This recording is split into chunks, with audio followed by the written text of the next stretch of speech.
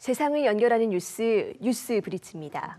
지난해 서희초 사건 이후 교사들의 교권 침해 문제를 해결하라는 목소리가 높았고 교육당국이 여러 가지 대안을 마련했습니다.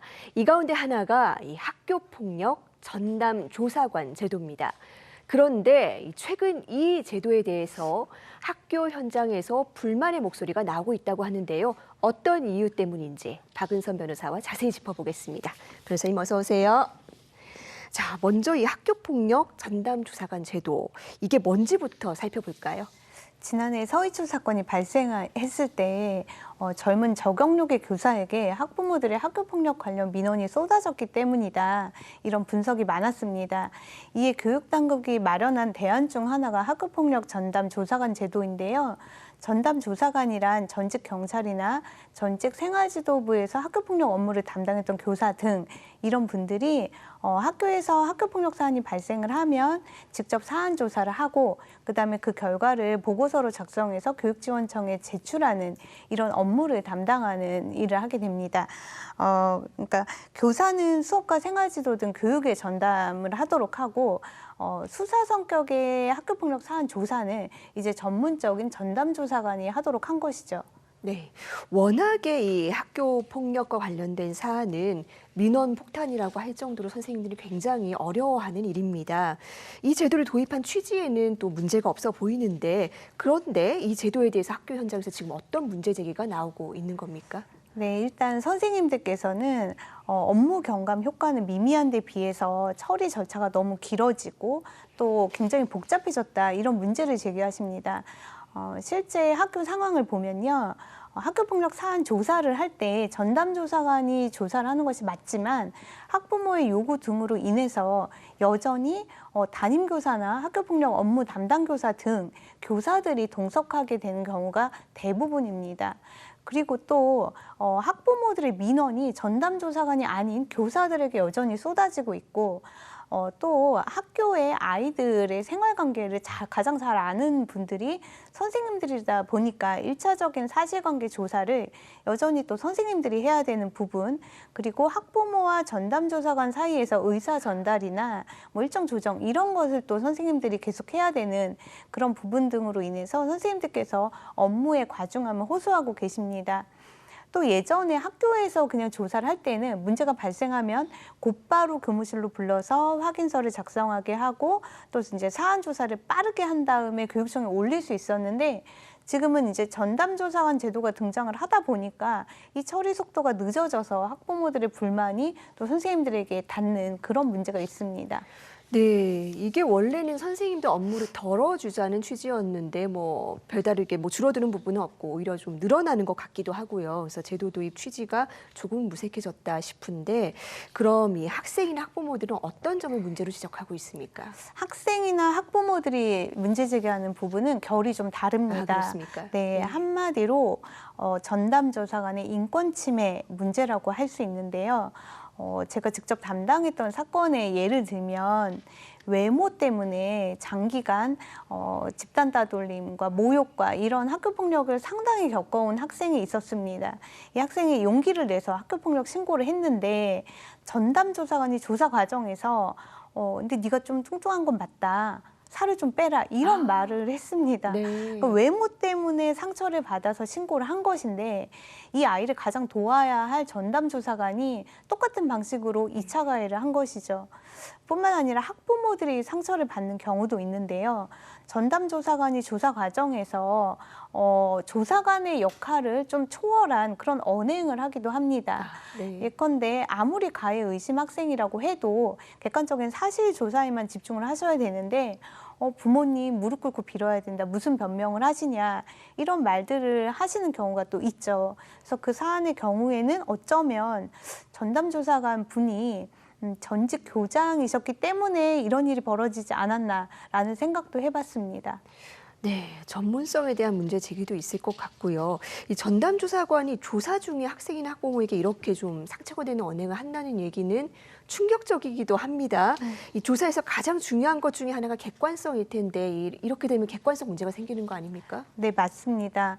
학교폭력 사안 조사에서 가장 중요한 것은 증거를 기반으로 객관적인 조사를 하고 그리고 아이들의 연령과 성격, 그리고 관계 학생들의 관계 이런 것들을 종합적으로 분석해서 사안 조사에 대한 판단을 내리는 것이라고 생각합니다. 또 하나는 전담조사관이 자신의 주관이나 감정을 최대로 배제하고 문제를 바라봐야 하는 것이죠. 그런데 이렇게 하지 않으면 아이들은 2차 가해를 입게 되고 또 하나의 새로운 학교폭력이 발생하는 것이라고 생각합니다. 그런데 수사관, 전직 수사관이었던 그런 전담 조사관 분들께서는 아동 청소년에 대한 이해나 교육적 이해가 좀 부족해서 상처되는 말을 하기도 하고 또 전직 교사, 교장, 교감 이런 분들은 조사에 집중하기보다는 훈계를 하는 그런 경우가 적지 않은 것 같습니다. 네. 수사관 출신은 교육적인 이해가 부족하고 네. 또 교사 출신은 어떤 조사에 집중하지 못하는 네. 문제 상당히 좀 어려워 보이는데 그런데 이 전담조사관 조사 과정뿐 아니라 학폭위에서도 학생들 인권 침해 문제가 종종 생긴다고 합니다. 어떤 문제가 있는 겁니까? 네, 지금까지 설명드린 그런 이제 조사 과정이 끝나면 교육지원청의 학교폭력대책심의위원회가 개최되게 되죠. 그런데 이 위원회에서의 위원들에 의한 2차 가해 또 상처 주기 이런 일들도 발생하고 있는 것 같습니다. 역시 이제 담당했던 사건의 예를 들면 그 해당 학생은 또 장기간 성희롱적인 그런 말들을 많이 들었던 그런 학생이었습니다. 좀 객관적으로 명백한 그 증거들이 있었는데요. 그럼에도 불구하고 한 위원이 해당 그 피해 의심 학생에게 가해 의심 학생의 얘기를 들어보면 성희롱적인 의도가 없었던 것 같은데 그런데 왜 왜곡해서 이렇게 신고를 했냐라는 비난을 했습니다. 이건 마치 가해 의심 학생의 변호사가 아닐까라는 생각까지 들었고 학폭위원으로서의 중립성을 상실했다. 그리고 어쩌면 이 과정에서 아동학대까지 발생했다라고 볼 수 있는 그런 심각한 상황이었죠.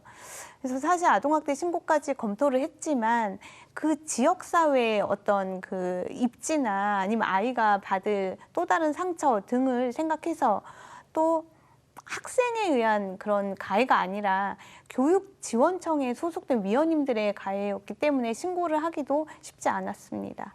네, 피해 학생으로서는 정말 절실하게 기대는 공적 창구가 또 이 학폭위인데 오히려 학폭위 가서 이렇게 네. 2차 가해에 준하는 말을 들었다니 정말 가슴이 아픕니다. 그런데 이거는 뭐 아주 뭐 극단적이고 안타까운 사례이긴 합니다만 이 학폭위가 어느 정도는 교육적 목적의 위원회이다 보니까 화해를 권한다든지 어느 정도 어떤 훈계성 발언을 할 수 있다고도 생각이 드는데 어떻습니까? 그 아동의 경우, 아동 청소년의 경우가 성인과 똑같은 법적 절차를 밟을 수 없는 것은 맞습니다. 예컨대 이제 소년 재판의 경우를 보더라도 소년 재판의 일반 재판과 달리 판사가 그 해당 보호소년이라고 하는 아동 청소년을 혼을 내는 경우가 많습니다. 보호소년은 서서 재판을 받아야 하고요. 그리고 반말로 재판을 합니다. 그러면서 엄청나게 뭐 호통판사라는 말도 있듯이 혼을 내고 뉘우치게 하고 보호소년은 대부분 울음을 터뜨리고 이러면서 이제 반성을 하게 하는 그런 경우가 있는데요. 그런데 이것은 사실은 수사 절차를 통해서 객관적 사실이 모두 판단이 돼서 그 아이가 잘못한 것이 명백함에도 불구하고 처벌 대신에 훈계로서 대신한다. 이런 상황이라고 생각합니다. 그런데 학폭위 같은 경우는 일종의 조사 절차입니다. 아직 최종적으로 이것이 학교 폭력인지 아닌지 등등이 판단되지 않았는데 위원들이 함부로 그 학생을 비난하거나 2차 가해를 하는 것은 있을 수 없는 일이라고 생각을 합니다. 학폭위에서 위원들이 학생들에게 2차 가해를 하게 되면 아이들은 그 상처가 몇 배가 됩니다. 차라리 학폭 신고를 하지 말 걸 이런 생각이 들게 되는 거죠. 실제로 아까 말씀드린 그 사건에서 학폭위를 마치고 해당 피해 의심 학생이 울음을 터뜨리면서 했던 말이 이럴 줄 알았으면 학폭 신고 안 했다 이거였습니다.